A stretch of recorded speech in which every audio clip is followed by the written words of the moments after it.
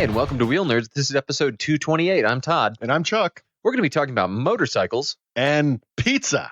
I brought pizza. Ooh, God, We got yes. pizza to eat. All right. I love pizza. Let's see it. That is not pizza. Yes, it is. That is a little packet. It says of pizza somewhere. Pepperoni pizza with cheese and sauce. That looks like part of an MRE. It is an MRE. Son of a bitch. I got this from Lobo at Project Archivist. Oh, okay. This is pizza MREs. The same thing that Ro ate that he could not stop gagging on for about 20 hours. That bad, huh? Yeah.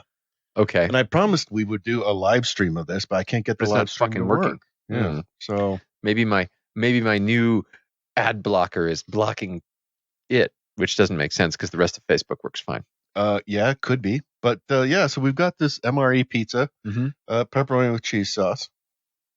It's cool, right? I like that they note cheese sauce, not cheese per se.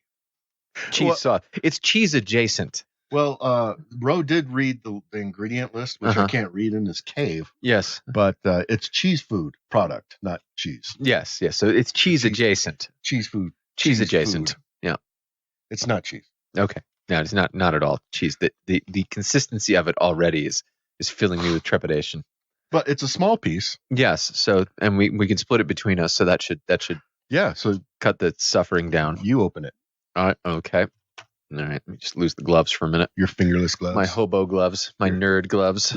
Totally cool fingerless gloves. My totally cool nerd gloves. Okay, this isn't going to work. Yep. So I am no live stream. Record a stream. Okay. Well, I guess I could do it on YouTube. I don't know. We'll just edit out us trying to figure out computers because we're the wheel something else. Wheel nerds, not computer nerds. That's our day job. Yeah. I get paid for computer nerding. Motherfuckers. I thought you got paid for cat herding. Well, that's true. I mostly get paid to tell people to do stuff with computers these days. Yeah. Okay. If I can do this. I can do this. I'm a big boy. I am a big boy. Maybe it's because you posted boob pictures you can't stream. Probably. Okay. We're going to do this on YouTube. Go live on YouTube. Oh, here it goes. Your channel does not meet our eligibility requirements for mobile live streaming. Fuck you. God damn. Okay. What does it take? What is it? Fuck it. Just start recording a video. This will be a little present for all of our fans at home. What? There we go. Oh, okay. Okay. So let's all right. One of us hit the button. Somebody hit the goddamn button. We're terrible. You're the management. You're not supposed to do. Sorry, I don't do shit. You're right. Yeah, get to work, monkey. Right, okay. Okay. Here comes the alleged pizza, which is being opened now. It's What the fuck? What? No, look at it. What is it? It looks like a Pop-Tart. It looks like a Pop-Tart. What's that green stuff? I don't know. Okay, here it comes. What's underneath it? It's definitely like pizza adjacent. You know what it reminds me of is like school lunch pizza. Yeah, exactly. The do not eat packet. That's the do not eat packet. That's the flavor. That I'm gonna be the guy who says this. Putting a do not eat packet like this in a pizza that's being sent out to grunts. That's not really a good play. I wonder how many have been eaten. I wonder how many have been eaten. Do not eat. Don't tell me what to do, motherfuckers. That's why Ro hated it so much. That's what he did. He ate the do not eat packet. All right, so we got to break this thing in half now. Sort of rip it in half. It rips very easily because it's mush. Do you want the crust part or the cheesy part? I'm gonna do the crust part. I'm gonna experience the crust for myself. It smells like school pizza. It does smell like school pizza. It's just it smells like I was gonna say it smells like ass. Like Red Baron, cheap pizza. All right, let's do this. Okay, here we go. Salud. Nice big boy. Well, it's just like school pizza. It's just like school pizza, like soggy school pizza. I don't love the crust because it's kind of just mush. Ain't bad. No. It's like eating old school pizza. Yeah, it reminds me of like when you ever made like pizza on like a pita. That's all you had around, or like a tortilla. It's that kind of like experience. I'll be honest. If I was out in the desert a whole billion miles from a goddamn pizza that didn't suck, it'd be all right. This ain't bad. Yeah,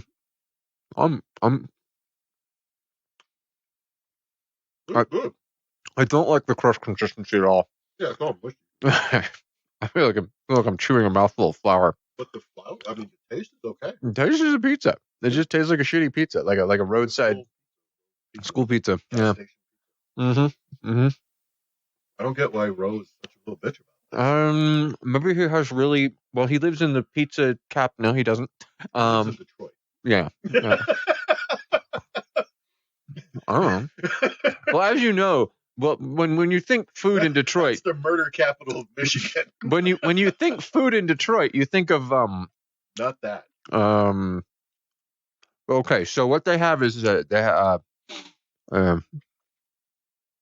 yeah, totally full. The sauce has a weird aftertaste. Did you notice that? There's an odd. There's a strange. That's all the preservatives, I'm assuming. But I mean, even and heat it up, it probably tastes better. You heat it up, I think you'd probably be okay. Yeah, I don't get it. No, I don't love it. I'm not gonna go out and buy some. But it's better than Vegemite. Oh God, yeah. Oh, we've eaten such worse things on this show. Yeah, I mean, this is kind of a letdown for me. I'm a little. I feel oversold. I'm actually. I think this is actually even better than the PB&J in a can. Yes. So this is by no means the bottom of the barrel. The Vegemite, of course, is the nadir of any eating experience. It's about, I think, for me, about where the can. Yeah, it's recognizably what they say it is. It's not like good. It's just like a mushy kind of like. This is technically what we said we were feeding you. Yeah, and buy it. Yep. So the story, Ro's just a big bitch. It seems likely. Ro, bitch. You're a bitch. Big old bitch. I only like pizza that comes from artisan hipsters. That's true. Oh, it's playing it right away. Oh, well, we should stop that.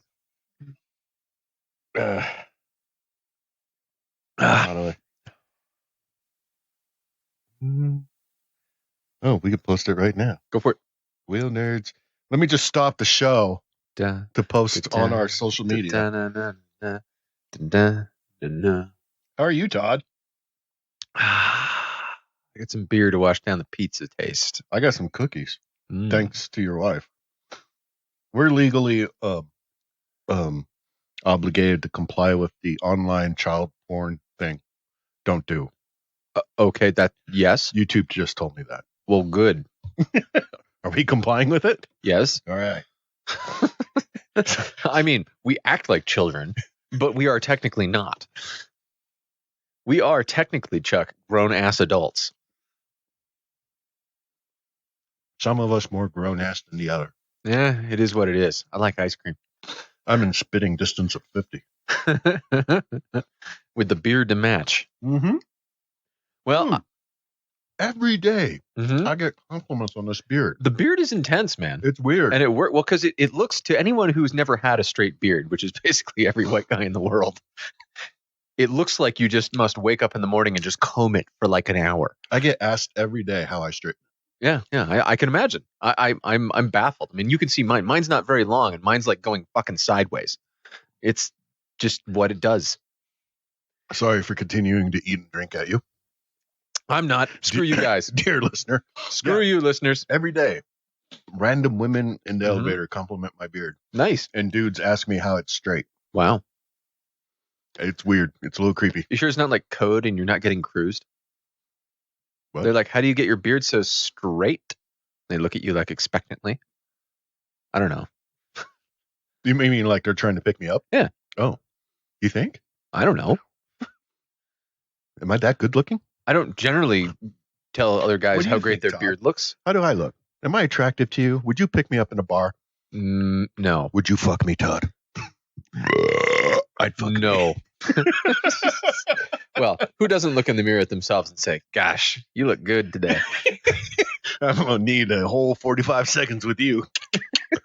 All right.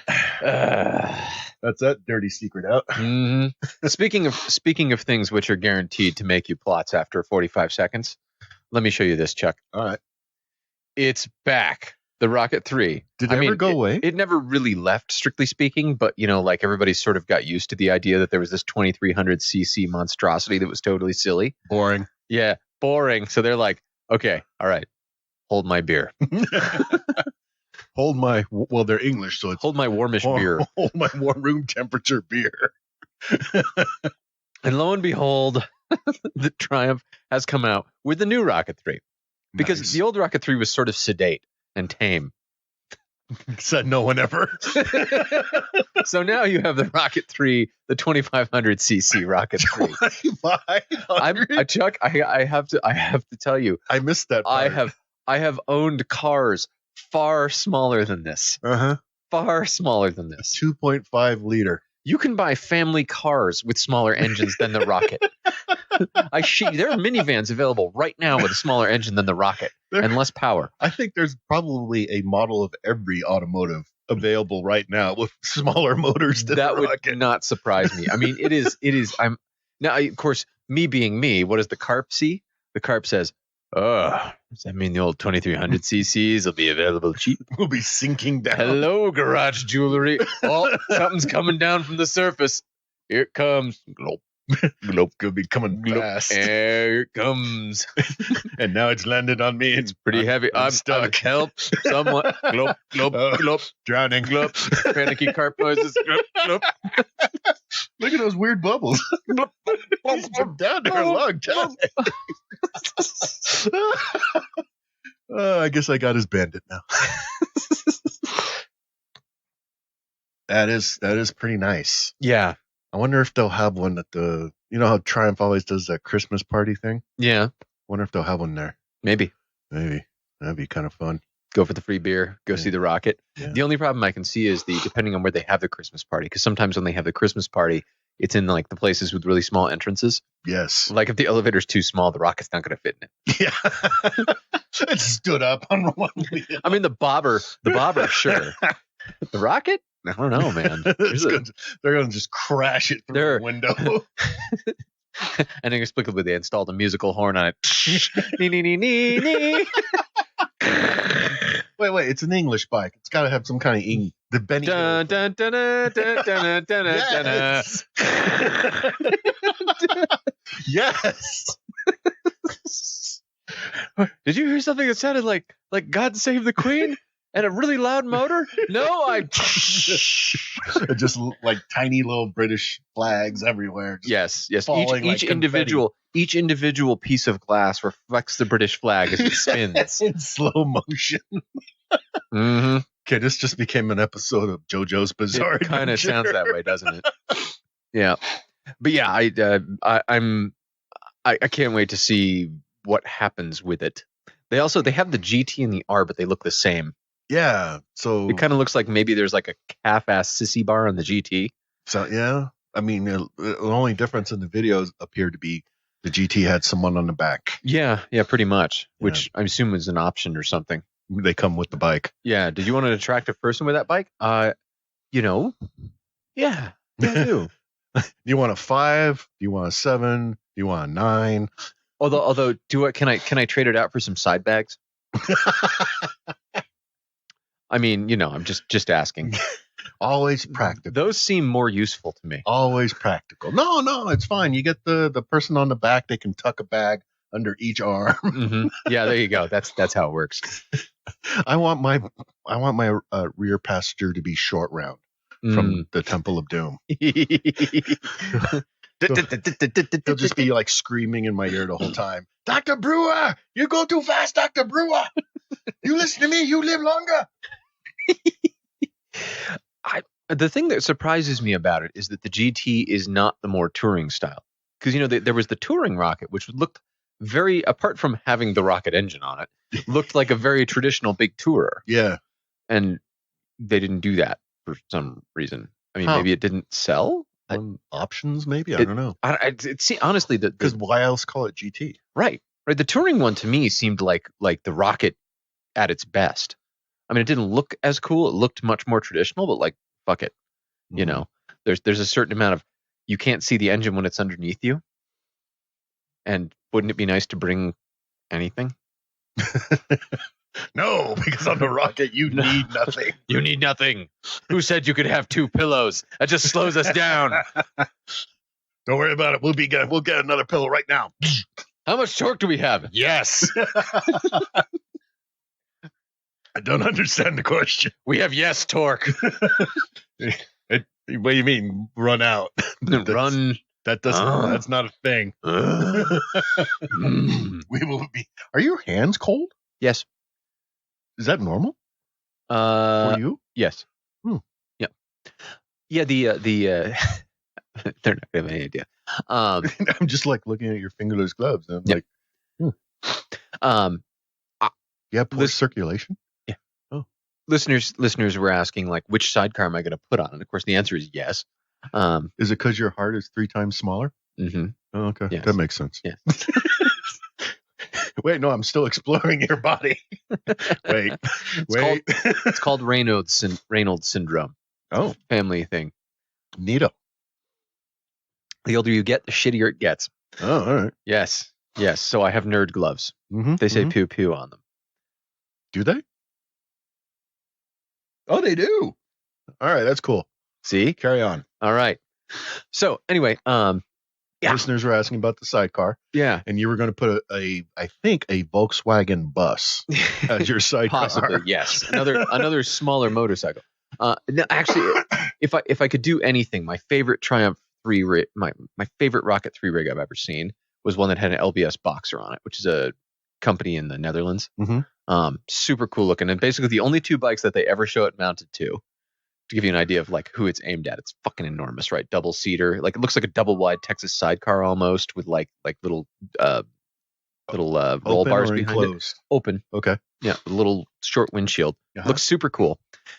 It's mounted to a Rocket and it's mounted to a Bandit in their pictures. That's it. Those are the only things it shows up mounted to. All right. Yeah, it is the this thing will hold 2 people and you can go pretty fast with it. I'm picturing a Rocket 3 with a side-by-side mounted to it. Yeah, and then you just like in the middle of driving, you just pull the connecting pin and the side-by-side takes off considerably slower than the Rocket 3. Yes. It disappears into the background. Yeah, I think of the Rocket 3 and I think like it would be a shame not to put like a really big cushy sidecar on it. The only downside is a lot of the really big cushy sidecars are like the real built up Hannigans with the big, sides and everything.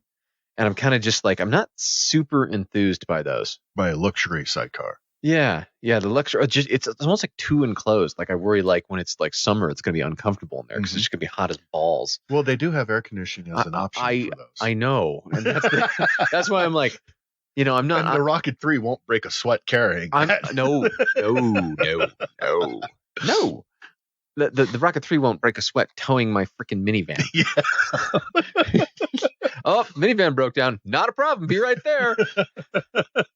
On my way. Yeah, instead of, calling a truck for a tow, you'll be towing trucks. Mm-hmm. Yep. My truck is stuck. Not for long. I got you, boo.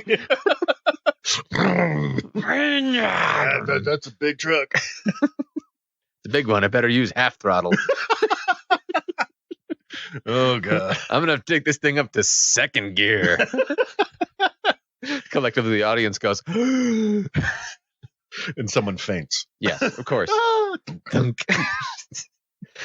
But yeah, I like the idea of a big sidecar, like a double-seater sidecar. A lot of the really big double-seaters, I'm kind of like, overbuilt. Yeah, they're overbuilt. If I had them on a wing, it would be fine. And it's because most of them, they basically assume you're going to put it on a wing, right? Yeah, like that's the normal. Because they look fancy like the wing. Yeah, they look fancy and all like the wing does. Swoopy, yes, good description. So you need like a British hooligan sidecar. Yes, yeah, and the LBS boxer looks like a hooligan sidecar. Just big, real big. 2 sidecars. That's what the Rocket 3 needs. One on each side.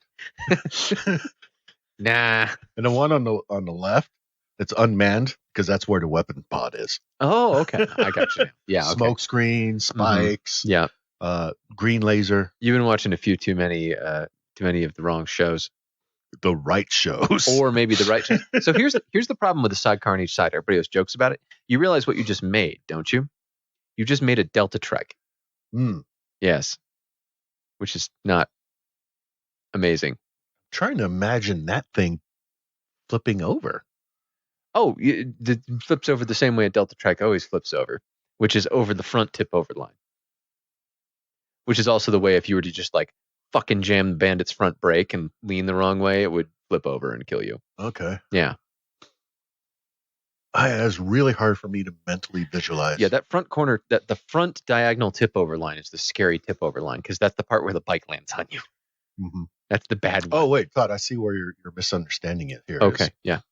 This is a Rocket 3. Uh-huh. You're just going to go straight.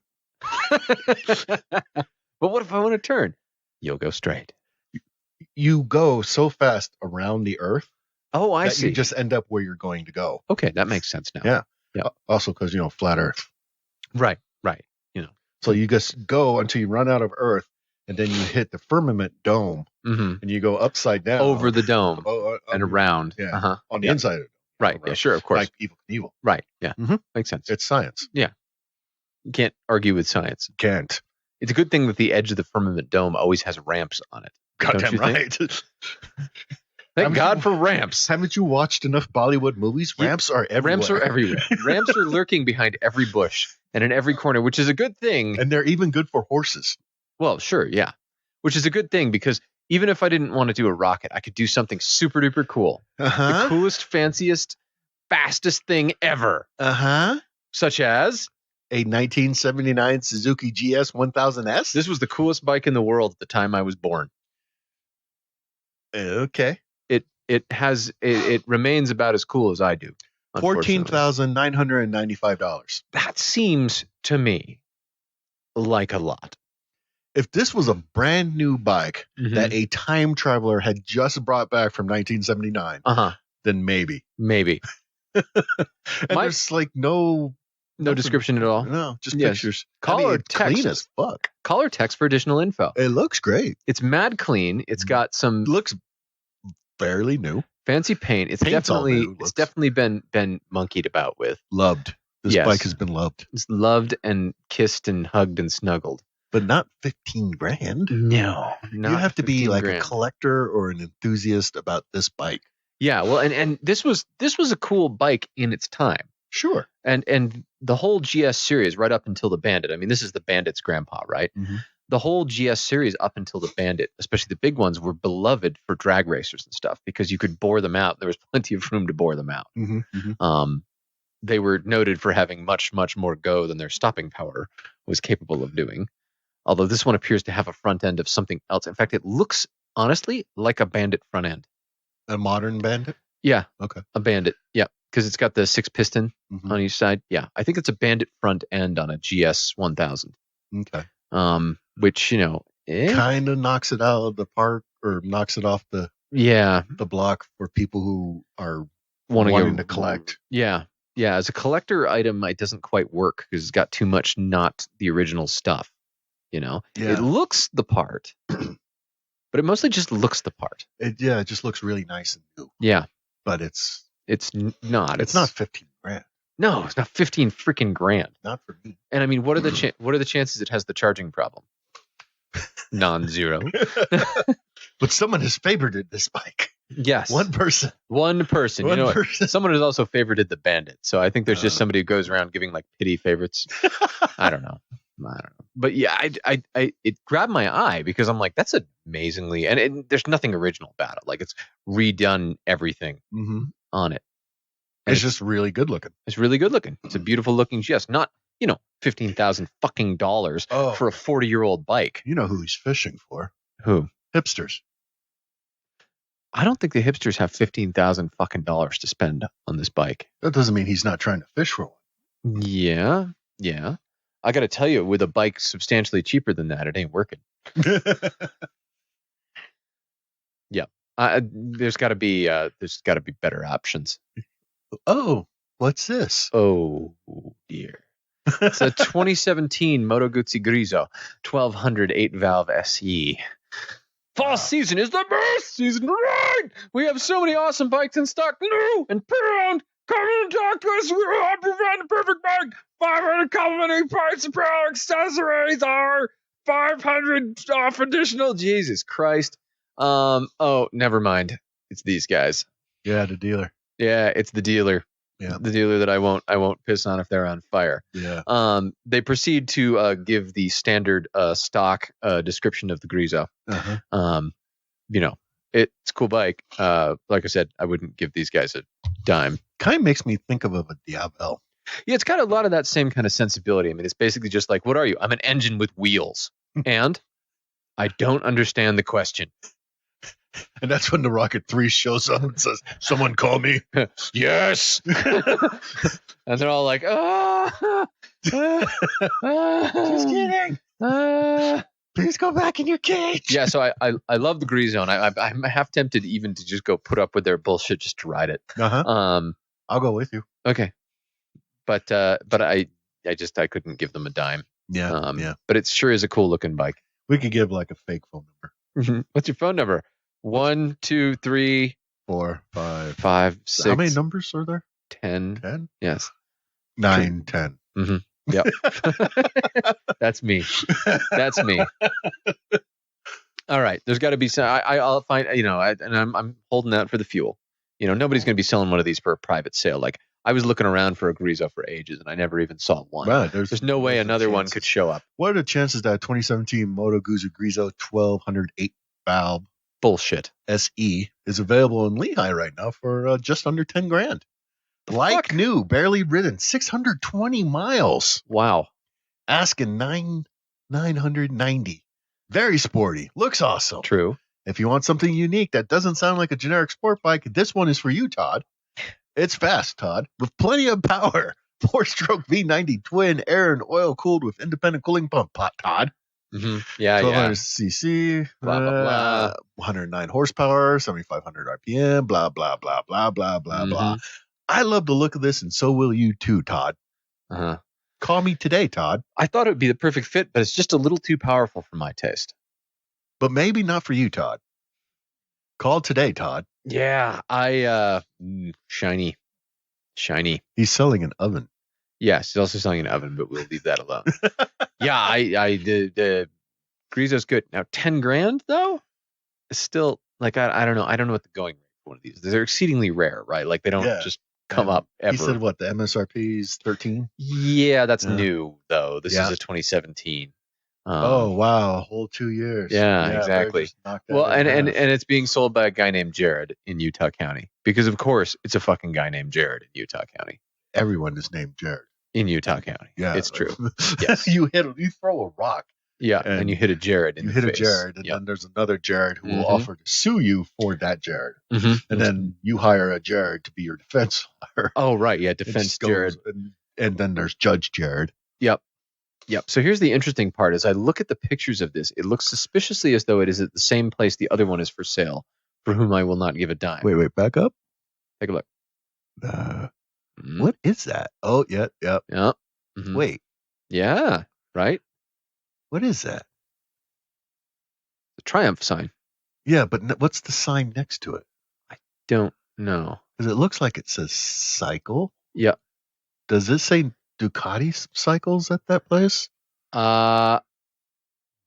No. Okay. I don't know. But it could certainly be the same place, which would be weird. It should be because there's only the one. Well, and and who knows? I got nothing. Yeah. I get nothing. Unless that's like an old picture. I could be like when they bought it or something. Yeah. That's a lot of 2017 Grezzo stuff. I mean, 2 in the same city is already like, that's peculiar. Wait. Is it the same color? It's exactly the same color. Yeah. It's the same, the black and silver. Oh, okay. Yeah. Same black and silver. That's what I'm saying. There's something subtly off here. I can't put my finger on it. Huh. And I mean, I guess they all look samey, right? Sure. But what are the odds that 2 of them are suddenly on the market? Yeah. When you're out of it? Yeah. I think the odds are pretty good. Yeah, apparently the odds are good. Anything I was thinking about buying will instantaneously be on the market now. This is the world in which I live. All right, let's see what else we got. A Suzuki Hayabusa. Ooh, you like these? Yeah. For 10 grand. Okay. All right. Well, tell us about got some bags on it. Yeah. Well, I will. The legendary Suzuki Hayabusa is the world's fastest production sport bike. I don't think that's true anymore. Nicknamed Busa. That is true. What else? 28K miles. Okay. Go on. I mean, there's got to be more, right? You'd think that. White. Yes, this is a white Busa, totally white, no graphics or anything on it. And it's apparently the world's fastest production sport bike, though it's not. Yeah, it's not. Here It's are- got bags. Here are two sides of it. I kind of want the bags. The bags are pretty dope. Not gonna lie, they look good on it. I kind of want the bags. And the white's cool-ish, a little dull. Mm. But yeah, what can you tell me anything about this? Evidently, no. It's It's got 28K miles on it, and we don't know what year it is. nicknamed Busa. The body styling says it's not the one you've got, but it's probably the year before that. And that's all I know. Yeah, if that. Yeah. Yeah. I want the bags. Yeah. You just be like, hey, you using those bags? Can I get the bags and the mounts for those bags? Can you show me how those attach and detach? The other thing I note about those, if you take a look at the exhaust, it's an aftermarket, one of those dumb triangle exhausts. Oh, is it? Yeah. Yeah, which I people have, and I'm always like, Oh, wait a minute. why? That's the stock. Oh, the stock is a Yeah. triangle exhaust? Yes. Weird. It's a big black looking.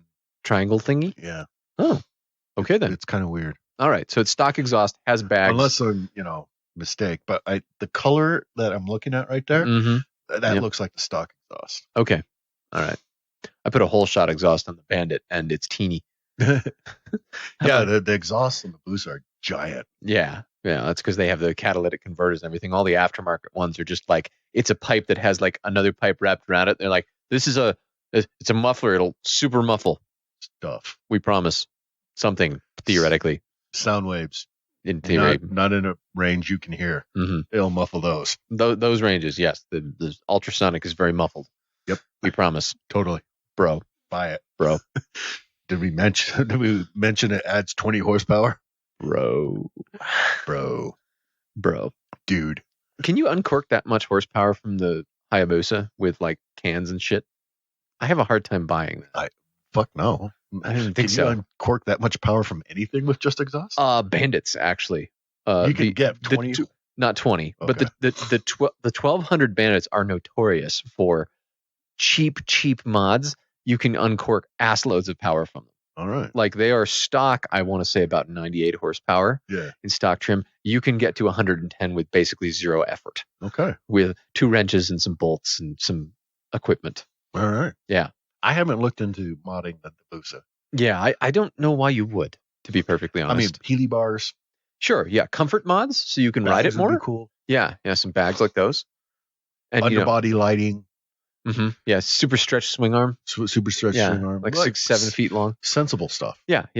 No, I don't want just the super stretch swing bar. Uh-huh. I want that insta launch swing bar. Oh, the one that actually shoots like the wheel off. Yeah. Okay. That like shoots the wheel out 4 feet and then Yeah. it's like you're ready for launch. Right. Okay. I want that one. Cool. All right. I think that'd be very practical It seems sensible. for my modern living. Keeping that front wheel on the ground is important. And you have to bring the wheel back in if you're going to park. Right. Yeah, And you don't want to be sticking out. No. It'd be rude. No. Yeah. Yeah, be hanging all over the place. Yeah, go for it. Needed. Absolutely needed. Completely sensible. Yep. 100% sensible. And guns. Because America. Mm-hmm. Speaking of sensible, though, I need to stick to my guns here, Chuck. Do we have to bring someone on that can help Help remind me of what bolster. I'm holding out for. bolster that? Yes. Uh-huh. Yes. Bolster your resolve. What about somebody from Fuell? We are on with David Wax from Fuell.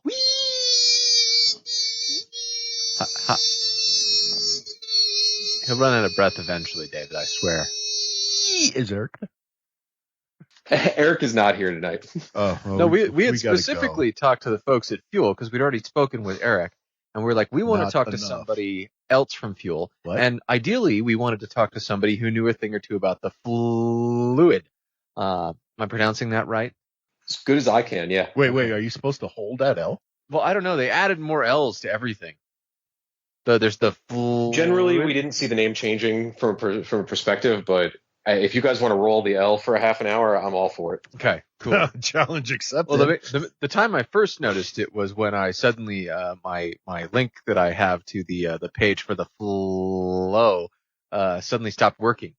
Somebody added another L to the URL, so it was a URL, I guess. So every now and then they just throw in an L. As far as I can tell, there's just somewhere else. Throw the people off. Yeah. So now, David, you're the you're apparently the Flluid guy. You've been doing the demos. You've been taking the Flluid around. Tell us a little bit about what you do at Fuell. Wait. Remind me again. So which one's the Flluid?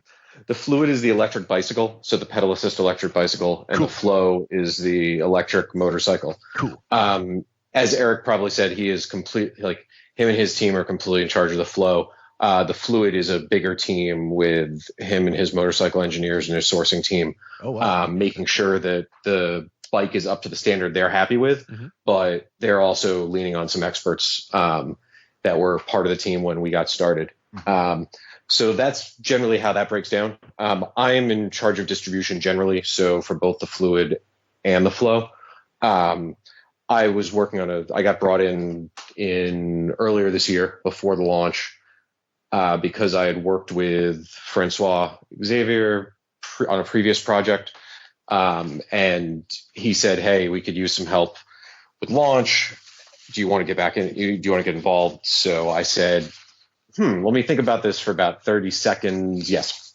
And, of course, at that point, he'd already told me that Eric was involved and what they were building and showed me some early images and, some pictures of the prototype of the Fllow getting built.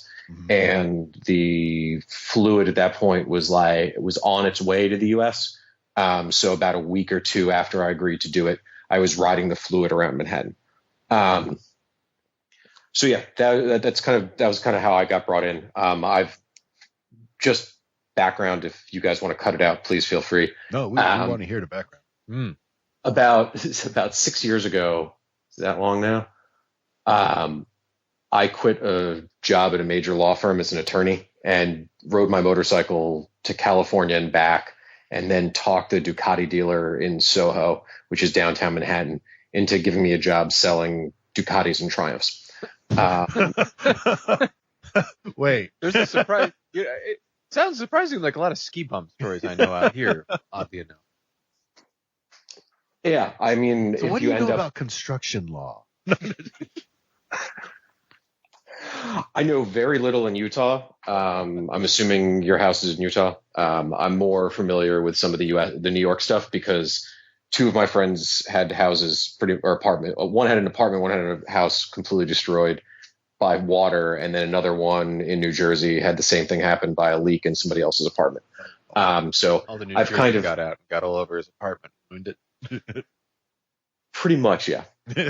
Same thing. They have no, like, his was a 10-year-old condominium, and every single apartment unit, like, line in his building had a pipe fitting explode, and the building switched the responsibility from the building to the apartment owner that stuff gets damaged. So you were a lawyer. When I would say we shouldn't talk about that.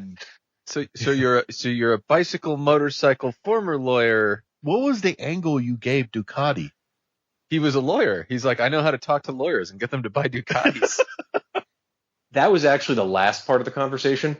The first part of the conversation was I had just gotten back from, what was it? Total was about 48 days of cross-country riding on a BMW of all things. Oh, okay.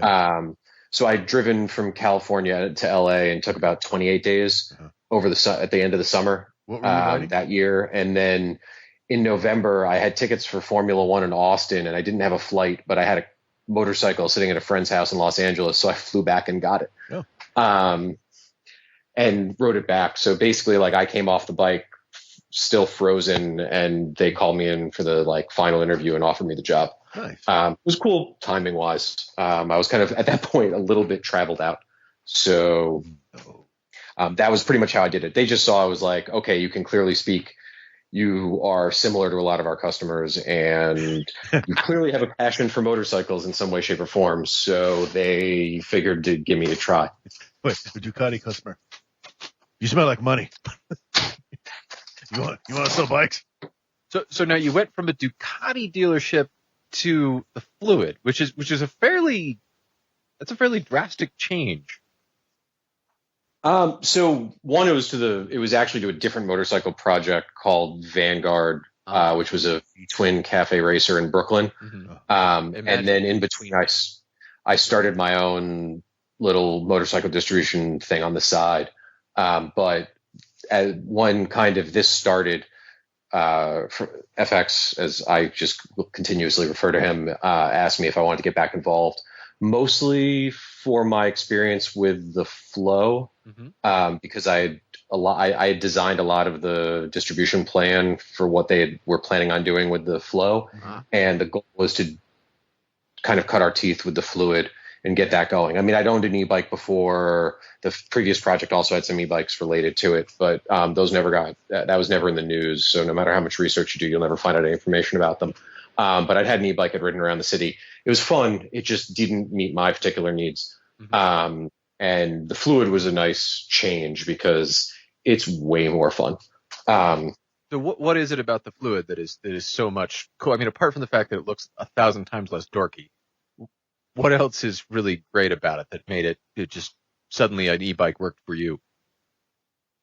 So for me, it was kind of two things. One is just being in New York City, you don't really have a place to work on anything. Like we don't have video going, but like my apartment's got 3 or 4 bicycles stacked up. You one can of them fit 4 in a New York apartment? Jeez, money bags. Well, he's a lawyer. They're actually stacked on the wall sideways. Oh, okay. Yeah. So that's just the reality of living in New York City. I keep one of my motorcycles under the 59th Street Bridge. There's always something going on to keep bikes floating around. But no, the Flluid, it was more just it's hard to explain without having been on, if you haven't been on one in a while. But the first e-bike I had was what was called the Grace 1. It was a throttle only electric bicycle. So it would go 45 kilometers an hour, 28 miles an hour. And all you had to do was just whack the throttle open. And I did so much dumb shit on that bike. Like? I mean, basically everything people yell and scream about delivery guys doing in New York City on their electric bicycles, I did at a much higher rate of speed and much more blatantly. For research. For research, yes. To make sure it worked properly and everying else. I realized that front suspension was absolutely mandatory because the fixed fork we had on one of them almost tossed me off. And that suspension was necessary. But when I got on the Flluid and finally I'd ridden a pedal assist before, but I hadn't ridden one with this much power. It was like a 250 watt or something. And I rode this and I was like, I am much less of a jerk on this bicycle. And kicking towards 40, being less of a jerk and riding around New York City is really good. It was around the same time. That you want to act more of a jerk as you're turning 40, or is this? No, I'm from New England, so I think New York jerk. Aren't those now like hot dogs and mustard? I mean, that's the status quo, right? Fair. I mean, I'm approaching 50, and I don't think I've left any of my jerkdom behind yet. What do you say, Todd? Nope. Jerk. So what about so the Flluid makes you feel like you need to ride as less of a jerk. So what's the difference? I mean, is it actually you, or is it something about the bike that makes you want to ride more sanely? Is it because you have to pedal? The pedal assist makes you much more cognizant of what you're doing. I've ridden it. Now, this is coming from a guy who's a bit of a bicycle dork in its own way. I've had like one of those super fancy semi-custom steel frame, like, what was it, Reynolds 725 steel fixed gear bicycles. Like, I actually like riding bicycles. I've got the 2 bikes that are here, my wife and mine, are road bikes that we just take around the city. And like, I'm really happy about the new wheels I've got on it. Like, I'm a little bit of a bike dork, and I have been because I grew up riding BMXs around New York City and kept upgrading those, and then switched over to road bikes and kind of started playing that same game shortly after I started riding motorcycles, where I was also doing the exact same thing. So I kind of get into that type of thing. But I like just riding a bicycle, but being able to kind of calm down while riding in New York City and not just absolutely going at it at all times, which is how I grew up riding, which was just as long as you were faster than everybody else, you were safe. And it's similar to the way you ride a motorcycle. But when you're on an e-bike, you can kind of go faster than everybody else, but it doesn't stop as well as a motorcycle might. And you've got a lot less control than you would with a BMX because it weighs 50 pounds more, right? So when you're riding with the pedal assist, it really does make you think a lot more about what you're doing and makes you pay a lot more attention. So it's much more of an experience like riding a bicycle in New York City, but you're using a lot less effort. So it really is just like kind of, if I was commuting to work on a vehicle in New York City, like the Flluid is the thing that makes the most sense. I've got a particularly short commute, so I generally don't ride the Flluid to work, and because the one I have doesn't have fenders. But like if I had a slightly longer commute, or I was coming from just over the bridge in New Jersey, if I was going over any of the bridges into Manhattan, like I'd be on this thing all day, every day. And just because it's a much more enjoyable experience when you can kind of enjoy the actual ride of the bicycle instead of just kind of forgetting about it, whacking the throttle open and just getting there, or, hustling through the subway with 400 million other people and sitting through train delays and everything else.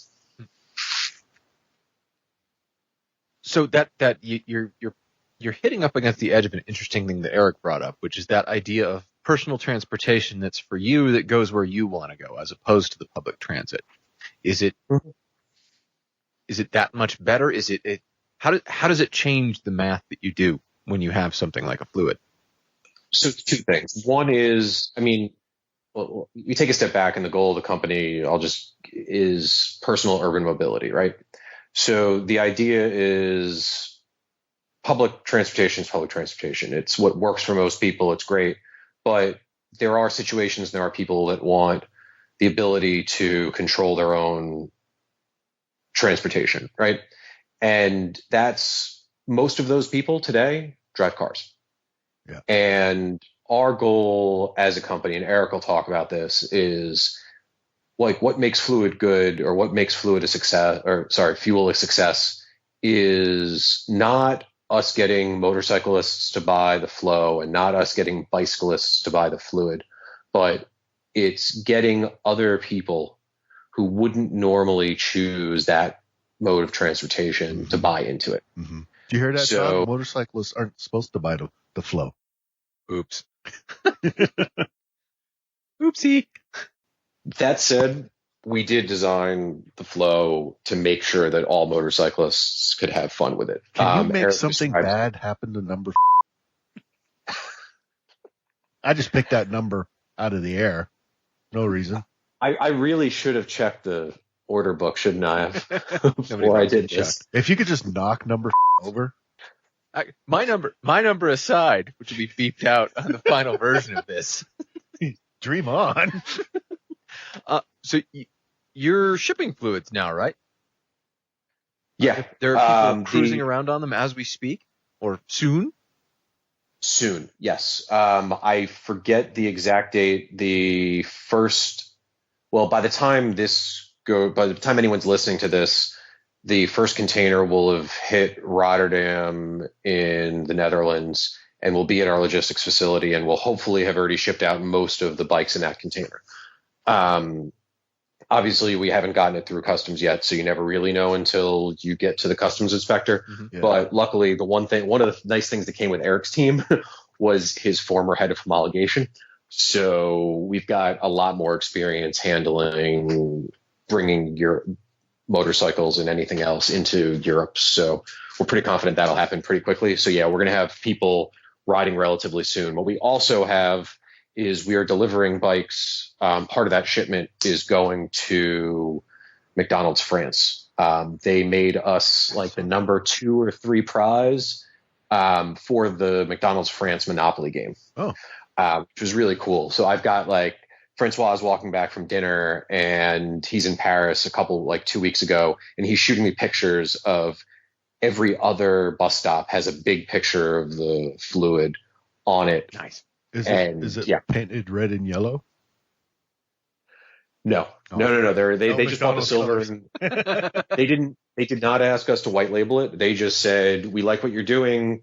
You've got a connection to France. We want you in. I'm paraphrasing because I don't actually know what happened during that conversation. I wasn't a part of it. But they decided they wanted to offer it out because of a combination of the design, the connection, and that the price point kind of made sense, I guess, for whatever they were doing. And yeah, they offered it out. And it's really cool. It was a really cool opportunity for us because there are a lot of people learning about the bike that might not have otherwise. Right. Where are the Flluids made? They are made in our partner's factory in Taiwan. Okay. So it's just outside. I'm not going to give you the exact name of the company, but yeah, it's a well-respected. If this was all for nothing, he won't tell us. It's a well-respected bicycle manufacturer that does a lot of e-bikes, and that our e-bike team has had some experience with. Okay, so they're made in Taiwan. Are the Fllows also made in Taiwan? No, so the Flluids are assembled in Taiwan out of components that are from Taiwan, Japan, some from China, some from the US. Just depends on the components. You've got the Gates belt drive, which is one of the most expensive components, which is made in the United States. You've got the Shimano Alpine rear hub, which has a shifter built into it, so it's a 7-speed hub, but with no actual like visible gears and very little maintenance required. And that's it's a Shimano product. Our understanding is that they're all being delivered and all made in one of their Japanese factories. Okay. You've got the Suntour fork, air fork, which our understanding, unless they've changed it up, our understanding is that's made in China. But they do have factories in Taiwan, so it's always possible that they source from a different location. Okay. So yeah, generally it's from a bunch of different places. We tried to use as smart of a sourcing process as we knew how to do. And we worked with manufacturers and OEMs and everything else that made things like kind of top quality, but also things that worked with what a bike shop in the United States or a bike shop in Europe would know how to work on. So the Shimano hub's pretty normal, Gates belt's pretty normal. The Suntour forks there's hundreds of thousands, if not millions, floating around. And I'm just looking at the bike right now. The tires are Pirellis. So, and the brakes are Tektro, which is a really, really, really, like most, like even top, like very good quality bicycles. If you've got a hydraulic braking system that's not Magura, there's a good chance it's Tektro. So, we tried to use things that people are working on. Like I've had the bike serviced at local bike shops, no problem. And they were just like, oh yeah, they're all standard components. Cool. They're like, you guys don't need us to do anything with the electronics? Nope, done. No problems at all. Apart from an hour-long conversation about what the hell is this? But they're bike guys. They're just like having a conversation with you guys about motorcycles. Right. They're just going to chat about it. They're like, can we play with it? I was like, you guys have to test ride it to make sure it's fixed, right? And they're like, yeah. And I'm like, put some miles on it. Have fun. They're like, let's go with yes. Yes, we have to test it responsibly. No, they always do. For science. As a bicycle/motorcycle manufacturer trying to break into the U.S., that seems like a pretty daunting proposition. I mean, it's something Eric has gone through before. How do you crack that market? So first is we just do, right? Oh, okay. Well, we're done the Flluid. I wish it was that easy. No. So with the Flluid, we did a bunch of research, and some of this research was done before I was involved, but we did a bunch of research. We figured, what are the pain points? Why do people like e-bikes? And we focused a lot on the European market for the design and everything else, just because that was the most active market. Sure. But we knew there was a market in the United States, and we didn't know how big it was going to be. Mm-hmm. So it's why we went with Indiegogo. You get a little bit extra press, you get a little bit more talk, and people like hearing. You guys like hearing what Eric's doing. A lot of people like hearing what Eric's doing. So. Totally. We were able to get a good amount of press for the launch, and we've been surprised as to who bought it.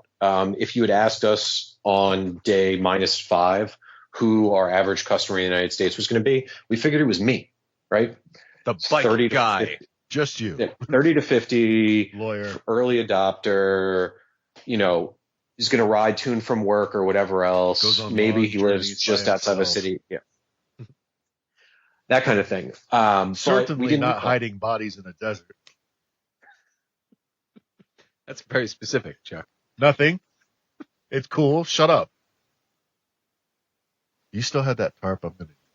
You'll need an electric assist bike. They're heavy. Hi, David. We've broken him. I was just like, I'm just going to let this go and see where it happens, see what we're going to find. Probably like, maybe we don't want to take apart maybe we don't want to take apart the walls of your house, of this house that you claim you just bought. So who did buy it though? Now I'm intrigued. Who bought it? We have the surprising thing is that our average customer is older than we thought. So figure more like 40 to 60, 40 to 70. Oh. And instead of living in a city or immediately around a city, they're kind of in the farther out suburbs.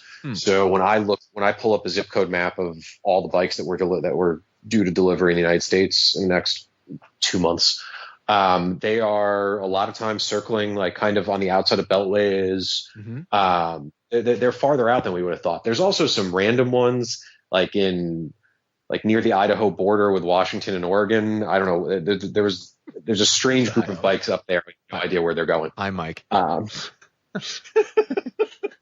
We don't no cars around here. Oh no! I know exactly where they're going. They're probably going up toward Moscow.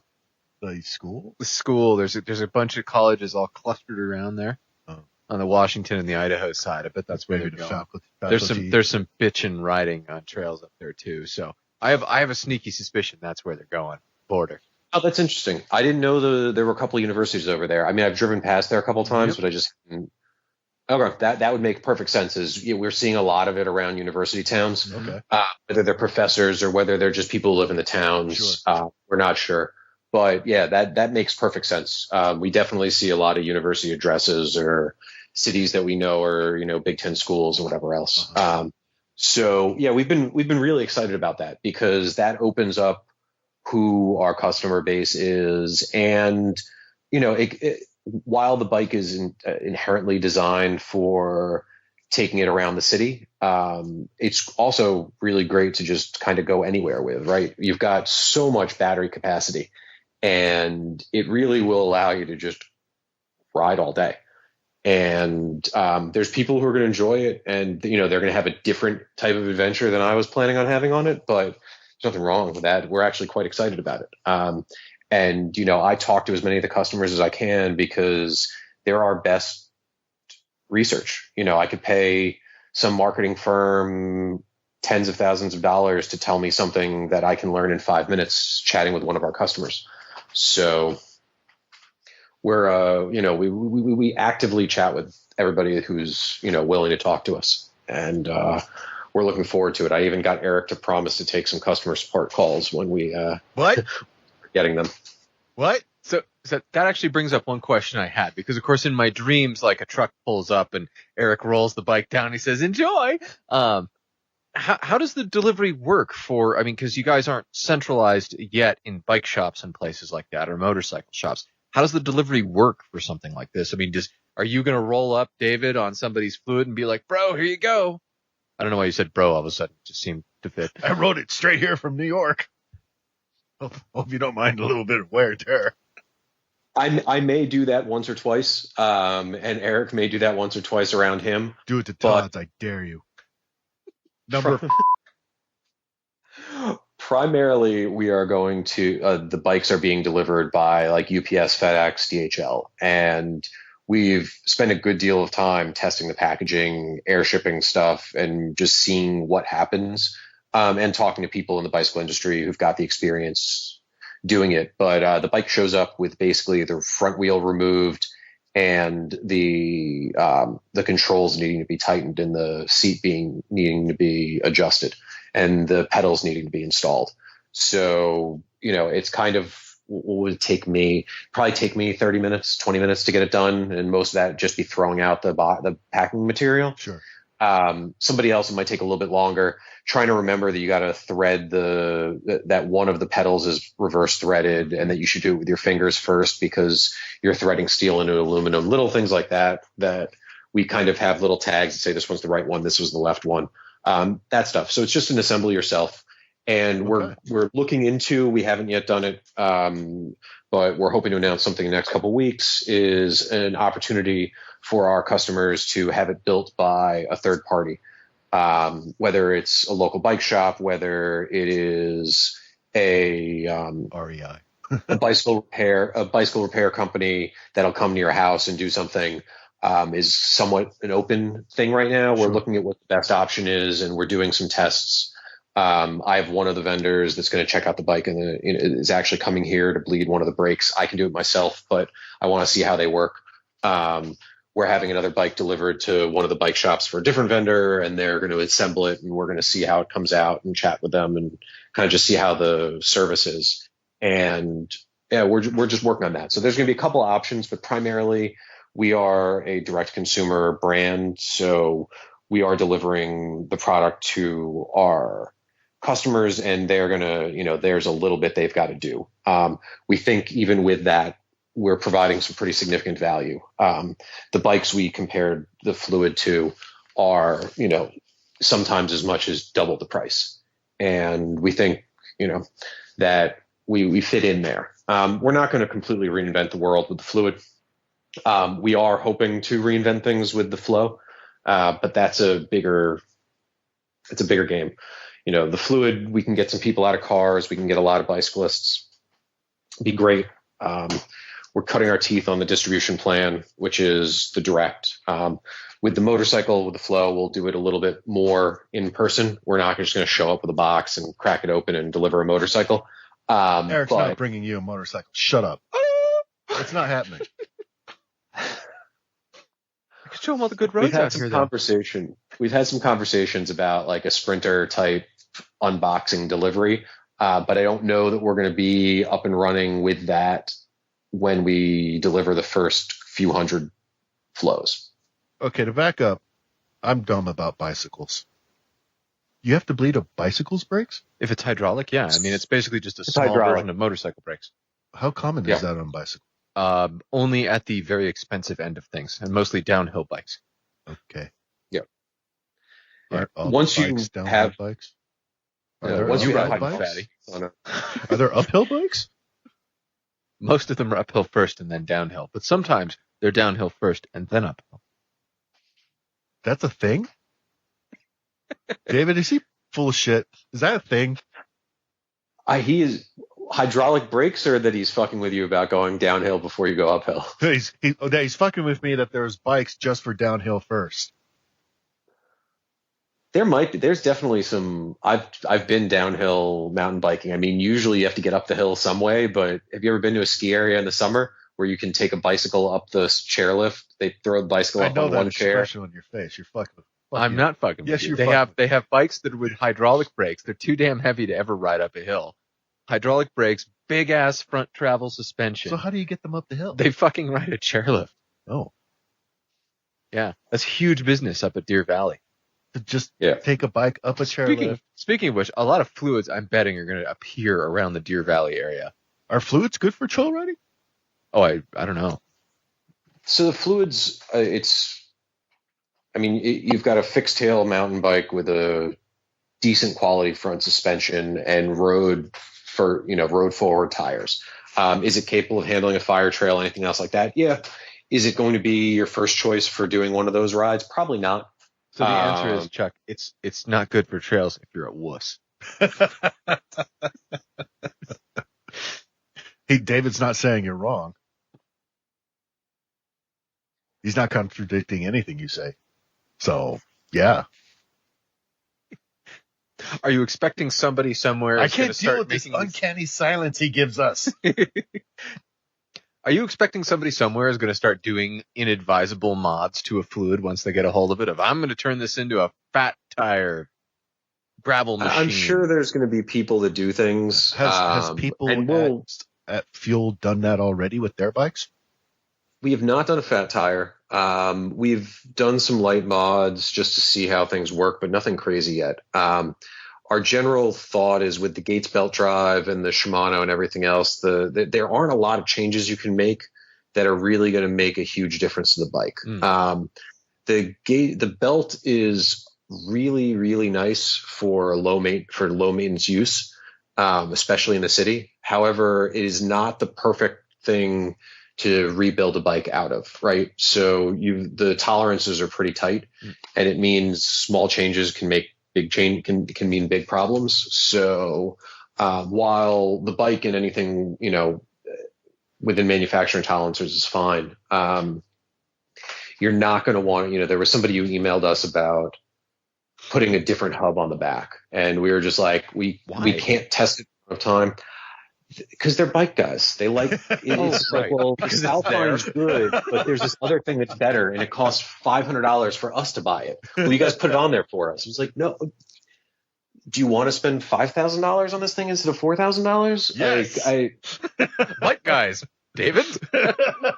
I know, you know how it is. I mean, you guys. I've been listening to your podcast to make sure I knew what I was getting myself into before I committed, and you guys mod bikes as much as anybody. What was it? The piston kit on the what was the? I'm forgetting the name of the bike you were thinking about doing. The Bandit. Yes. Yeah. Yes, because the most sensible thing in the world to do naturally is if you've got a $2,000 bike, is to throw $6,000 of stuff on it to make it even better. Yeah, and break down more. Well, come on! I bought an Aprilia RS 125 as my track bike, and it immediately had new carbs, new air intake, new exhaust, track body work, whatever they could put on it. I almost bought a $4,000 set of wheels for a $5,000 motorcycle. This seems reasonable. I fail to see the. So the guy that called you up about the hub, you were just like, yeah. I get it. Yeah. I mean, but at the same time, I was like, but I can't tell you it's going to work. He's like, well, the guy in my local bike shop says it's going to work. I was like, I was reading. I was like, you're not even doing it yourself. Like, come on. I know this. At least there's this dude. Who's this dude? I don't know. He's in a car. So he said it would totally. He assures me, no problems. Turnkey. I remember the body shop guys that come by when you're pulling out, when you're getting into your car on like a side street, and somebody's like, "Hey man, I run a body shop. You want to? I can pull those dents out for you." And I'm just like, "Is this how you get business? Like, you just drive around and look for beaters and tell people you'll fix their cars for them?" I had one pull up next to me at a light to yell at me that he could do that to my car. I actually had one of those guys fix 2 of the dents in my Subaru in New York. He did a really good job, actually. He did it with his truck and like a come along. What? It was great. That dude was done in like an hour. It was freaking great. It's like they were never there. He didn't paint it. He towed the dent out of your car? Yeah, pretty much. Okay. That's weird. Yeah. So, dent guys in trucks, you got a dent. What's the weight capacity of the Flluid? What is it? I believe it's 125 kilos. So what's that in real weight? It's about 250, 275 of passenger weight. So the bike, independent of the bicycle, most people are fine. And we've had people who are bigger riding it without really much of a problem. But that's what what's it called? Our owner's manual says. Recommended weight. We recommend that you be between 200 and 275. Wait, no, hang on. Back up. That's not what we meant. Take your Flluid to the ice cream parlor. I'm suddenly realizing I've just thought of a use for an e-bike. I used to use a bicycle on my Subaru as a lifeboat. For if you get drunk. Yeah. But then it was like I had to pedal it over the hills in Rochester, New York, and that sucked. An e-bike would have been the thing to have. David, you're an e-bike guy. Let me ask you this. You have a law background and you're living in New York City. If you're drunk on an e-bike, does that count as being under the influence? It counts if you're on a bicycle, at least in New York. Yeah, it's true. Okay. That said, if the cops are in a good mood and you've told them that you're not driving a car, they'd be like, okay, don't be an asshat. Get home quick. So, you can you not ride a bicycle drunk in New York? You cannot. Oh. Can you ride a horse drunk in New York? I would guess not either. I actually, so that I don't know. So funny story about that. Yes. Because the horse is technically driving. This is true in a number of eastern states. All right. And there is case law to this effect. I say case law in the plural sense. Because apparently that's a thing. I'm just curious. Yep. All right. There it is. Don't drink in fluid. Don't drink in fluid. Yep. Drinking horse instead. Drinking horse.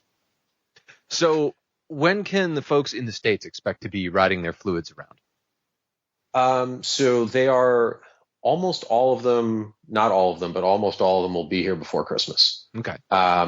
They've either I haven't gotten the update in the last couple of days, but they were going through QC, and I've got a list of bikes that are going into a container on their way here.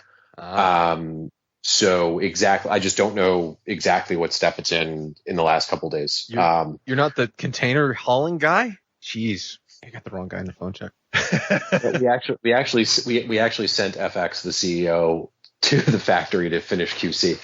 Nice. His background's in sourcing and manufacturing and everything else, so it made sense for him to be there. But yeah, so he's been there and left, I think last night, this morning, I'm not sure.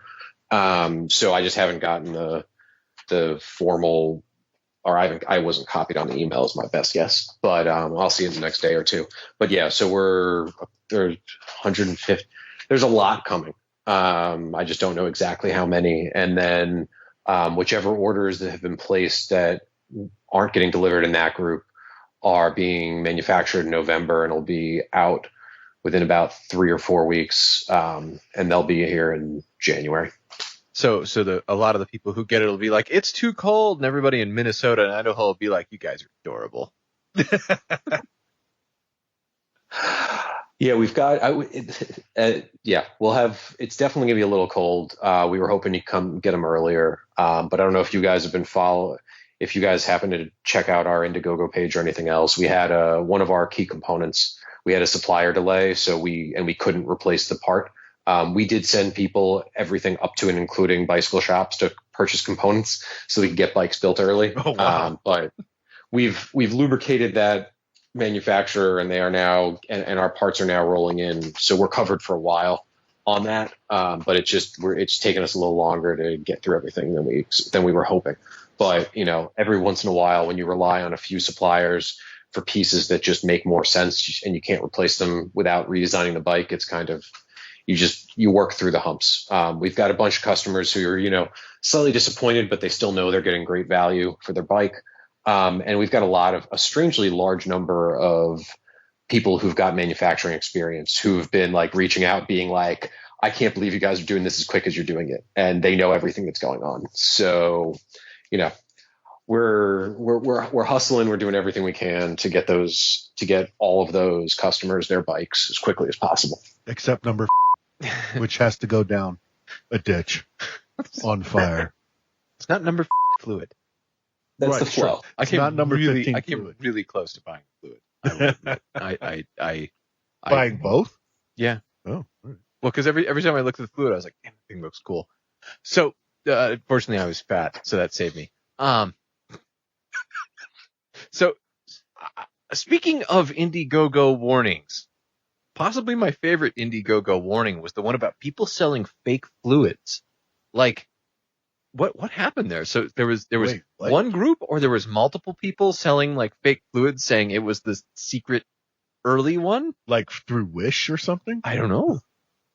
No, so there were we found it on Facebook actually. Who was it? One of Eric's engineers, his wife actually saw an advertisement on Facebook for a Flluid at $199. What? That's not even like the hub. We are fully aware of this, but not everybody was. So Oh no. as soon as we found it, we hit the websites. We requested that they take everything down. Luckily, I was able to find out who was hosting their site and who was hosting their cart. So I got one group taken down in about 36 hours.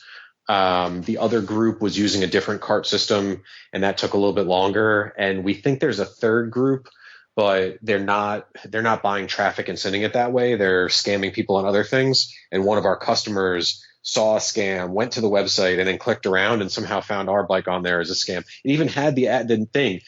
It had that the warning on Indiegogo that says like, beware, you can only buy this on Indiegogo or fuel.us. But go ahead on their website, anyway, bro. Totally safe. So, and like it included the pictures with the price being $38.99 or whatever else it is. They had just copied it. I have no idea, but I sent them a takedown notice yesterday. As far as we can tell, no one's actually purchased anything through that one, but we know a couple of people got scammed and got their money back on the one that we were able to find. But So we figured, is this just like vaporware they're pitching? Or yeah, they're not shipping anything. Okay. They're just going to take your money and run. A box of Tinker Toys shows up. No, this isn't even like get the box for the game you wanted with like a. No, they might. I really don't know. We never got that far. The one person reached out to us and told us she'd give them the money, and as soon as she's like, when's the shipping? I was like, you need to call your credit card company right now and get them to cancel it. And she was able to get her money back, luckily. So I think everyone's been okay. But you guys should buy one. Just to see what happens. Just to see what they send you. I mean, we're not throwing that much money away. Yeah, they're trying to make money to build the flows, Chuck. Damn it. I need them to make at least. But here, follow me on this. If he goes and buys one, and then one mysteriously disappears in the factory, an inside job. And then inside job. There's something rotten in the state of Denmark. No, I don't watch a lot of conspiracy TV. What? So the mystery is solved, and all Flluid buyers are safe, and soon they will have them. David, is there anything that people really need to know if they're thinking about a Flluid that they need to know that'll just push them over the edge? They absolutely need to buy one. Yeah, I think we've got maybe 10 or 15 left for February delivery, and then we're pushing back to March. Oh. So if anybody's listening, no, obviously no we're a company, we're trying to make money. I apologize, guys. If anybody who is listening and also thinking about purchasing a Flluid and is looking for justification for doing it now instead of a month from now, is right now, obviously, we are delivering bikes to our customers who've ordered them already. Sure. The current batch of bikes is due for February delivery, and there are not a lot of those bikes left. And how much are they? They are $38.95 and $39.95, depending on whether you take the Flluid 1 or the Flluid 1S, which is the higher speed version. And those include shipping within the United States and Canada. We pay all your import duties, all the other stuff. So that's basically what you pay. It's the bikes have been upgraded since the initial launch in Indiegogo. So now the Flluid comes standard with a center stand, which is a nice thing, a rear tray, integrated front and rear fenders, which are standard on the bike anyway, and a seat post suspension, which we gave to all of our Indiegogo customers as an upgrade because we felt it was a little bit more comfortable to ride. We're pretty excited about that. And our general thought is we just want to make sure we're ramping up production fast enough to keep up with demand. Sure. And it's taken us a little while to catch up, and we're excited that people are going to be riding them. And we've made people promise that they're going to actually tell us what it's like, and or else, or it'll stop running because it's cloud attached. Yeah, that's a thing now, right? There's like a little kill switch. We will not kill anyone's Flluid. But yet, let's keep things simple to start. We'll get more complex as things go on. Like your Fllow, we can't turn off while you're riding it, but what? No, keep going. What can you do to his Fllow? It'll ride to the service station by itself. It's connected. It won't drive itself, not yet, but it will communicate with us. So if there's something going on, your battery pack's acting up, your control unit, your charging unit, anything else like that's acting up, There's onboard diagnostics that can communicate with us directly so that we know there's a problem and we can kind of proactively go after those things. Please tell me you can set them on fire. Please tell me you can set them on fire. Please tell me you can set them on fire. Hi. What? We definitely cannot set them on fire. Oh, God damn it. Can I set it up to go into full lockdown if a certain person gets too close? Shut up. Maybe. It probably will do that. Can you put that on the feature list? Brick mode? Yeah, I think we'll avoid adding a brick mode just yet. But if you're letting people use it or whatever else, so the Fllow, and some of this will be brought into the Flluid as we get closer. The Fllow, because it's connected, but also because it's kind of the electronics are there, so there's a lot of features you can add.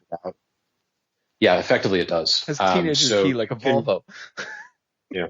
Oh, so if cool. you want to control the top speed available to somebody, like say you want to let your friend ride it, there's settings. So it might be that it's a short ride. It might be there's limits to what we can do, and we're working with a couple of different like software, hardware interfaces that we're trying to decide that we're deciding on. If you set that goddamn thing to 5 miles an hour and then tell me to take it for a ride, I will kill you. I almost have to do that now. You will die. It's mostly going to be starting. Like if you've got like a smart lock on your door, on the key like on the door to your house, and you give somebody a key code that only works on Tuesdays or something, so they can come in and do the work and come back out. And you don't have to worry about it. Like that type of thing's relatively easy. That'll be built in from day zero. Sure. More complex things like geofencing and speed limits and everything else, depending on regulatory requirements and all sorts of other things that my engineers will start screaming at me when I start talking about this. We will adjust things as we are able moving forwards. With the goal of integrating a lot of safety systems, both for just user need and user safety. Eric regularly, I don't think he discussed this with you guys, but he speaks pretty regularly at a lot of the safety, like the autonomous driving conventions and everything else. And he's really excited to get some of the technology that he has discussed with all these industry leaders on the car scene and get it built into motorcycles. Obviously, the first ones everybody calls about that because Eric's speaking to them and we're building motorcycles. So we're pretty excited about that. Yeah. And some of the systems are very different than like what you'd see on a Tesla or, one of the new Porsche. I forget the name of it. Or the Audi, anything else, because there's just simply, they've got more processing power available and much more weight available. But there's some really cool things getting developed for motorcycles. Some really cool safety stuff that'll come out on gas-powered motorcycles as much as it'll come out on electric motorcycles. But, we'd like to be at the forefront of that, and we're pretty confident that we can do it. We're generally just excited about that whole thing. Sorry, I went off on a tangent a little bit. But you're good. Okay, that was a fun tangent. Yeah. What we do here, we wind you up and let you go. Or I just shut up and let you guys what was this, dig a hole in the desert? Then it gets awkward. Too much comes out. So to go and look at stuff on the interwebs about fuel, people go to fuel.us. And if you happen to want to try to read it in French, you can go to fuel.eu or fuel.fr. They'll all go there. Okay. We've got an English website, a French website. We're working on a German version. We'll probably be working on a Dutch version right after that. And we've got a lot of customers in a lot of different countries, and we are trying to provide them with the best service possible. I think the initial owner's manual is getting written in German, French, and English, and we'll expand out from there. Neat. So I prefer all my manuals to be written in Esperanto. You're that guy. Have you guys ever tried to repair a motorcycle when the manual is written in French? It's a funny story about that. I bought some parts for my Vespa, and I lost the English manual. So I've been using the instrucciones. It's harder than you think. How's that work? It's like half the instructions are just hit it with a hammer.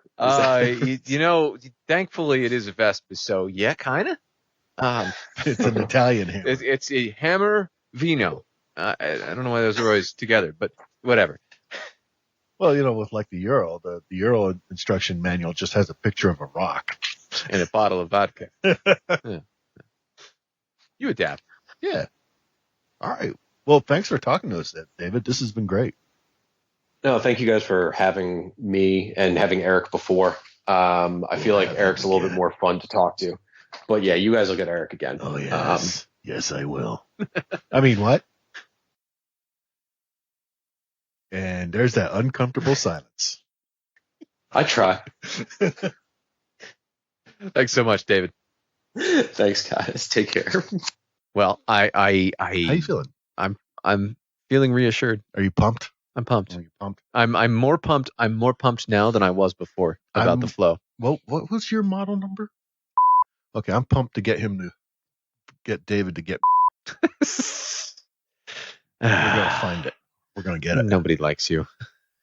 I've come to grips with that. I'm okay with that. Okay, all right. That's just you own it.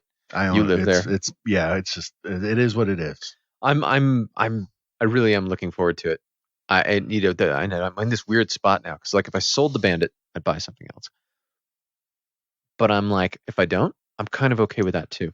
Yeah, because you like the Bandit. I like the Bandit. I like it a lot. And I got a I mentioned before I got a whole shot can for it. Yep. Dale Walker, by the way, heal up fast, Dale. Dale Walker had stage 4 cancer.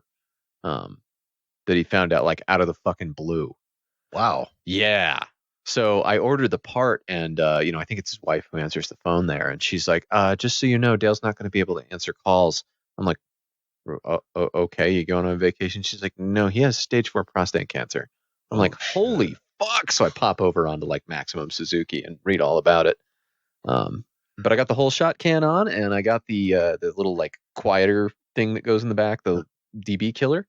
It's fucking great, dude. Oh, right. Like it sounds pretty good, and it's like fart in a windstorm quiet. Which is, Wait. A normal person's fart or one of yours? Well, one of mine, but that's not quiet. But compared to the loud ass cans, come on, think of the can that was on that Bandit when I got it. Your body makes noises even when it's not farting. Well, okay. I'm not sure what sort of internal processes are happening inside your body, but they're really loud. It's the hopper for farts. I'm in a near constant state of either farting, having finished farting, or getting ready to fart. I would not be surprised at all if one day your head just pops off and like 12 raccoons come out. It turns out I've been raccoons in a human suit all this time. I would be literally not surprised in the least. I would be like, well, yeah, that makes Todd's been raccoons all this time. Yeah. Well, yeah. Haven't you listened? You can hear them arguing. We all have our talents, Chuck. This weekend. Yes, this weekend. The International Motorcycle Show in Long Beach. Ooh, neat. I'll be going to that. Nice. By the time you guys hear this, it won't It'll matter. be long gone. Yep. But I'll be there. Cool. Looking at stuff. And it looks like they're going to do demo rides this year. Oh, that's cool. That's a big improvement. Yeah, I'm not sure what all they're going to do, but I'm going to take my gear. And I'm thinking, because I'm going to spend the whole weekend there. Yep. I'm not sure I'll go to the show the second day. I'm thinking I'm going to jump on Twisted Road and rent either a Biffer or an FJ09. Cool. And go bombing on that. That'd be cool. Yeah. Yeah. A little break. Sounds good. From the nightmare that is my life. Well, while you're there, you should, depending on how many days you're there for, you should pop over into the Vespa place there. Vespa place where? Yeah, Vespa Motorsport. Yeah, it's out in Long Beach. I need to go dig up where it is. I think it's in San Diego, actually. Never mind. It's no good. Too far. No, it's only 100 miles. Oh, okay. And if you're on a Viffer, you're like, 100 miles. Yeah, but it's 100 California miles. Well, no, it's not bad between San Diego and Long Beach. Yeah. Basically just Camp Pendleton. Okay. All right. So just cruise and done. Look at the nuclear titties. And that's that. That's it. Okay. All right. Yeah, it's not bad at all. But yeah, that's the and you can lane split. Yes, you can. At full speed, lane At split. full speed. I mean, the Vespa, I'm not lane splitting slow. front wheel in the air, middle fingers are like, I don't care. Out of the way, car peasants. One side. I've got places to be. I have a lot of people trying to race me in the Vespa these days. What? I know. I'm like, What are they in? whatever. But like I had the one guy. I pulled up to the next to the one, and it was like the 5.0, the Mustang with a big 5.0 on the back, and Oh my God. cherry red, and the convertible, and it was an older guy with gray hair, like gelled back against his head, and the glasses. Yeah, you know who I'm talking about. I know. Uh-huh. And so the light turns green, and he's like, "I'm gonna race this Vespa," and I'm like, "Congratulations, you're below average." Like, I don't. Whoop-de-doo. I don't understand. Flat fucking out. This thing will do 62. You just have to tie a rope to the Mustang. Well, and then today the big trucks. Everything has tried to race me off of lights. Why? I don't know. You're on a It's baffling. I'm like the least intimidating thing in the world. Is I'm it like, your gear? I don't know. I'm bright freaking orange. I'm on a little scooter. I'm clearly not trying to race anybody ever under any circumstances. How do you know they're racing? Because they're jamming on the gas to keep, because like the light turns green and I nail it, Okay. right? And they hit it too, and they're right up next to me, but they won't like go. They'll get a little in front of me and kind of like then hang back a little. I'm like, are you shitting me? Are you sure they're not just trying to check you out? Maybe. But they're like, what is this asshole doing? Because they see you like jump off the line and they're like, oh, this fucker's trying to race me. I'll show him. Yeah, you can race me with all 200 cc. I own coffee cups with more displacement than that, just so we're clear. The coffee cup I'm carrying on the Vespa has more displacement than the Vespa itself. Okay. How many Vespas to the Rocket 3? Mm-hmm. 12 and a half. I mean, the Bandit has 6, right? We should do everything from this point on. It's measured in Vespas. Yeah. Keep in mind, though, mine's the, quote, big Vespa. Oh, Well, not these modern big Vespas. These Vespas these days, the 200cc wasn't enough, and all these people want to have their big swinging dicks with their 300cc Vespas. I mean, who the fuck needs 300cc's for anything? Give me a break. I'm looking forward to my non-cc's bike. How many cc's does that have? What, you mean like in the frunk? Huh? How do they measure an electric motor? Watts. Okay. Yeah, this is a 35-watt motor. Is that good? It's a substantial amount. Okay.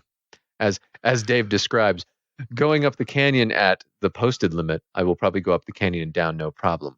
Mm-hmm. Going up the canyon the way we prefer to go up the canyon, I'm probably coasting home. Hope those regenerative brakes work on the way down. Like I need things to compare that to watt-wise. Yeah, it's tricky. It's definitely like horsepower-wise, that would be equivalent to, I want to say, like 46 horsepower. Okay. But instant torque. Well, that's the thing, is the electric motor is just a totally different paradigm. Yeah. So it's, like hundreds of foot-pounds of torque, like more than a rocket. There. Instantaneously on tap at all times. Yeah. So, it's a very different riding thing. I mean, I don't have any idea. I've never ridden an electric bike before. So this is going to be an adventure. Yeah. Top to bottom. Hopefully not coasting to the bottom. But well, if you do get stuck, I can show up on a Rocket 3. Chuck, We'll can you tie bring it to the back. Can you bring the Ural but with the wheel chock in the sidecar? Thanks. I'll just bring the Rocket 3. We'll just load it right up. Yep. There it is. Lower the davits. We'll just plug the fuel into the Rocket 3, the 12 volt, and Just gun it a few times. Yeah. There you go. Have a nice day. But wait, it'll be really hard to do U-turns on a Rocket 3. Yeah. I mean, unless you like hold the front brake, little blunt finger, and jam the gas, in which case it's very easy. To do a 1-point turn. And we're good. Yeah, see? Yeah. That takes care of your turn problem. Practicality. Yeah. Either go around the globe till you get to where you want, or just turn in place. Just fucking burn out in a circle. Well, Until you're pointing the right direction. You know what? You're not even turning the bike at that point. You're actually turning the You're Earth. turning the Earth. That makes a degree of sense. Yeah, I always suspected something. You're of the using sort. the rocket 3 to turn rotate the Earth. The Earth is now rotated correct orientation, and I will proceed. Yep. And we're good. And that way, you're always going in a straight line, Mhm. no matter what. Yep. Seems sensible. What have you learned this week, Chuck? The rocket only goes in a straight line, no matter what. I've learned that I can make it until I get the fuel. I just need a little reassurance now and again. Hmm. And maybe agree though. What? That's all we got time for. Until next time, I'm Todd. And I'm Chuck. Ride safe, everyone. We'll see you next time. You can contact us at wheelnerds@gmail.com or leave us a message at area code 801-917-4136. Record an intro for our show of you and your bike, and maybe it'll be on a future show. Stickers and other merchandise is available at our website, www.wheelnerds.com. If you use iTunes or Stitcher, please leave a review for us. Hell, write our URL on bathroom walls if it helps. If you like this podcast, you can find more like it at wheelnerds.com. This has been a Wheelnerds production, all rights reserved. Readings from other sources are the property of their respective owners and are used with satirical intent. Good old Skype. We have actually a fair amount of time of us singing the Skype song along with it. I fucking good idea. Okay, fuck you. Yeah, that's great. That's perfect. Shut up. This is the ceiling. You're so good at this. Shut up. Nobody likes you. I can see those years in audio and video college. There. You. Audio and video college. It's Yeah. worked. Now it's working. Now it's Fuck working. you.